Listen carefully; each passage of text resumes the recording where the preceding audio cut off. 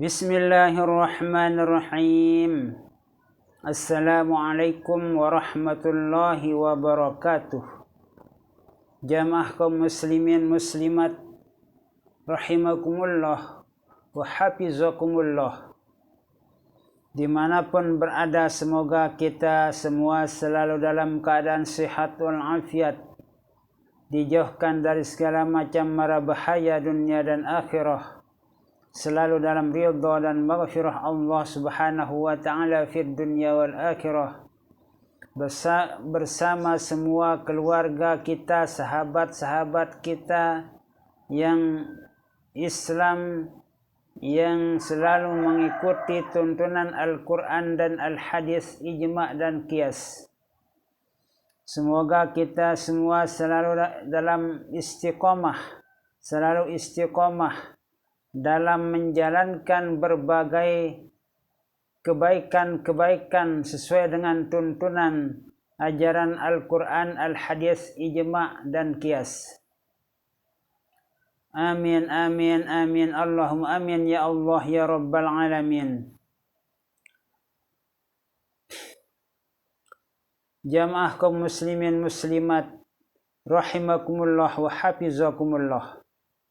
Nabi Sulaiman adalah salah seorang dari Rasul Allah Subhanahu wa ta'ala, yang mana Nabi Sulaiman alaihissalam kita ketahui bahwa seorang Rasul yang diberikan suatu kelebihan oleh Allah Subhanahu wa ta'ala, bisa memimpin manusia, jin, bahkan hewan pun dipimpin oleh Nabi Sulaiman alaihissalam, dan mengetahui bahasa manusia, jin, dan hewan.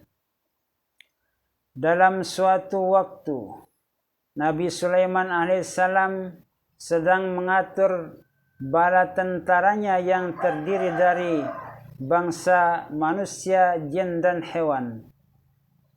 Beliau memperhatikan semua pasukan-pasukan yang sudah dipersiapkan, yang sudah diatur di suatu tempat itu.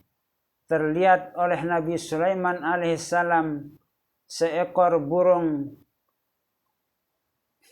yang tidak terdapat dalam barisan hewan-hewan yang diatur oleh Nabi Sulaiman alaihissalam.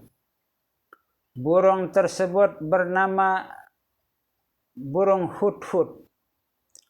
Pada suatu waktu atau di saat Nabi Sulaiman alaihissalam sedang memperhatikan semua pasukannya itu, Nabi Sulaiman alaihissalam bertanya, "Kemanakah burung hudhud tersebut? Saya tidak melihatnya dari tadi. Kemanakah burung hudhud itu?" Tidak lama kemudian datanglah burung hudhud itu dengan penuh hormat menghadap kepada Nabi Sulaiman alaihissalam seraya melaporkan sebab-sebab keterlambatannya. Burung hudhud itu memberitakan tentang negeri Saba yang diperintah oleh seorang ratu yang kaya raya, tetapi ia berkata kepada rakyatnya untuk memerintah kepada rakyatnya itu agar menyembah matahari.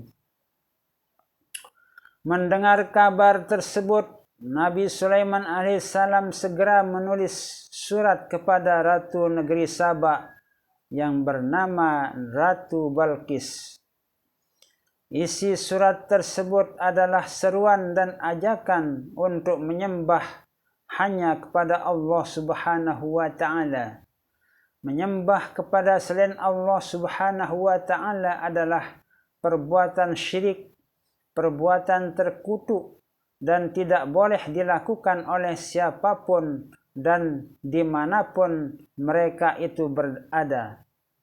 Itulah sebabnya merupakan tugas dan kewajiban seorang Rasul Allah untuk mengajak Ratu Balqis agar melepaskan pekerjaannya itu untuk menyembah kepada selain Allah. Kemudian Ratu Balqis itu dikirimi surat tersebut melalui burung hudhud yang telah diperintahkan oleh Nabi Sulaiman alaihissalam. Lalu kemudian burung hudhud itu terbang dengan sekencang-kencangnya menuju kerajaan Ratu Balqis.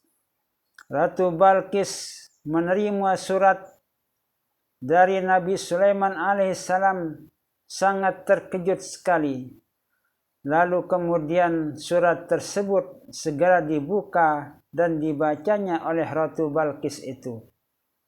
Setelah Ratu Balqis memaklumi isi surat yang dikirim oleh Nabi Sulaiman alaihissalam lewat burung hudhud itu, maka Ratu Balqis mengajak para pembesar kerajaan untuk bermusyawarah dan diputuskan bahwa sebagian dari pembesar itu ada yang menolak ajakan Nabi Sulaiman alaihissalam dan yang lainnya menerima ajakan Nabi Sulaiman alaihissalam agar negeri Sabak selamat dari kehancuran oleh bala tentara Nabi Sulaiman alaihissalam yang tidak tertandingi kekuatan dan kehebatan yang dimiliki oleh Nabi Sulaiman alaihissalam bersama bala tentaranya itu. Maka terjadilah perdebatan yang sangat sengit di antara kedua pendapat itu, sehingga Ratu Balqis memutuskan untuk merencanakan sesuatu dengan menundukkan Nabi Sulaiman alaihissalam. Kemudian ia mengutus beberapa orang untuk menghadap kepada Nabi Sulaiman alaihissalam dan menyerahkan sepucuk surat serta berbagai hadiah mewah untuk meluluhkan hati Nabi Sulaiman alaihissalam agar mengurungkan niatnya untuk memerangi negeri Sabak. Namun yang terjadi di luar dugaan Ratu Balqis. Nabi Sulaiman alaihissalam dengan tegas menolak pemberian itu, bahkan memberikan surat balasan kepada Ratu Balqis yang berisi ancaman. Maka pulanglah para utusan Ratu Balqis itu dengan membawa kembali hadiah-hadiahnya ke negeri Sabak. Sampai di negerinya diceritakannya semua kejadian itu. Ratu Balqis amat takjub mendengar semua cerita yang disampaikan oleh utusannya itu. Lalu kemudian Ratu Balqis berkata, "Jika demikian halnya, aku sendiri yang akan datang ke negeri Nabi Sulaiman alaihissalam itu. Aku akan saksikan sendiri bagaimana kebesaran kerajaannya." Rencana keberangkatan Ratu Balqis itu rupanya diketahui oleh Nabi Sulaiman alaihissalam. Lalu diperintahkannyalah semua bala tentaranya untuk mempercantik istananya dan perlengkapannya dengan segala peralatan yang indah-indah.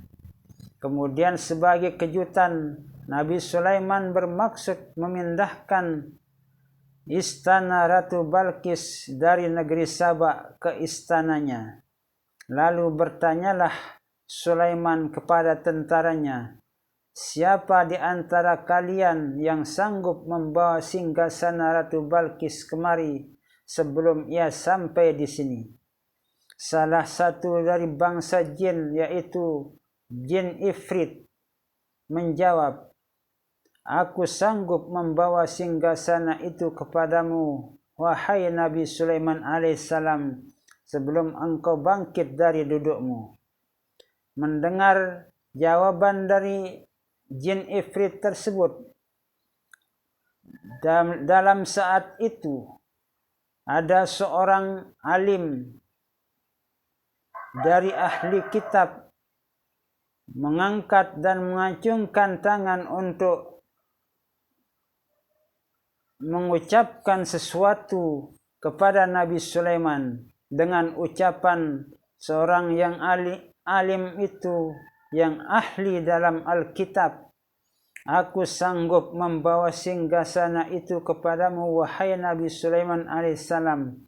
Sebelum Nabi Sulaiman alaihissalam berkedip, Nabi Sulaiman alaihissalam menjawab, "Kalau begitu lakukanlah." Lalu terjadilah ketika Nabi Sulaiman alaihissalam mengedipkan matanya, singgasana Ratu Balqis sudah ada di depannya. Ketika Ratu Balqis tiba di istana Nabi Sulaiman alaihissalam dengan sikap seolah-olah belum mengetahui, Nabi Sulaiman alaihissalam bertanya kepada Ratu Balqis sambil menunjuk ke arah istananya, "Seperti inikah rupa singgasana Anda, hai Ratu Balqis?" Ratu Balqis terkejut melihat singgasana yang ditunjukkan oleh Nabi Sulaiman alaihissalam, karena singgasana yang dilihatnya oleh Ratu Balqis tersebut persis sama dengan singgasana milik Ratu Balqis di kerajaan Sabaknya itu. "Ya, memang singgasanaku sama seperti yang saya lihat di tempat ini." Itulah ucapan dari Ratu Balqis. Kemudian Ratu Balqis dipersilahkan masuk ke dalam istana dan melihat-lihat keadaannya. Ia benar-benar kagum dan luar biasa atas kehebatan istana Nabi Sulaiman alaihissalam. Rasanya belum pernah ia melihat dan menjumpai istana yang seindah dan semegah itu. Meskipun istananya sendiri sudah sedemikian hebat dilihatnya dan diperhatikannya, namun ternyata ada yang jauh lebih hebat dan megah dari istana yang dimiliki oleh Ratu Balqis di negeri Sabak. Melihat kebesaran istana Nabi Sulaiman alaihissalam, Ratu Balqis menjadi sadar bahwa kebesaran istananya di negeri Sabak yang dikiranya tiada tanding ternyata kecil dan sangat kecil dibandingkan dengan milik Nabi Sulaiman alaihissalam. Begitu pula segala sesuatu yang diberikan oleh Allah Subhanahu wa taala kepada Nabi Sulaiman alaihissalam jauh melampaui apa-apa yang dia miliki. Lalu tanpa ragu-ragu lagi, Ratu Balqis kemudian memeluk agama Islam dan akhirnya menjadi istri Nabi Sulaiman alaihissalam. Nah, itulah Nabi Sulaiman alaihissalam dalam menundukkan dan menaklukkan kekuasaan Ratu Balqis yang begitu hebat menurut pandangan orang-orang di negeri Sabak itu. Tidak membutuhkan tenaga yang begitu banyak, tidak membutuhkan bala tentara yang begitu hebat untuk menaklukkan kekuatan yang dimiliki oleh Ratu Balqis itu. Cuma dengan memperlihatkan kemegahan dan kemewahan istana serta kebesaran yang dimiliki oleh Nabi Sulaiman alaihissalam, Ratu Balqis seketika itu tunduk dan masuk kepada agama yang disampaikan oleh Nabi Sulaiman alaihissalam. Semoga kita semua bisa menjadikan pelajaran yang sangat berharga atas kisah para nabi dan rasul Allah Subhanahu wa taala. Semoga kita bisa bersama semua nabi dan rasul Allah Subhanahu wa taala nanti di akhirat kelak. Amin, amin, amin. Wallahu a'lamu bis-shawab. Wallahul muwaffiq wal hadi ila sabilir rasyad. Wassalamu alaikum warahmatullahi wabarakatuh.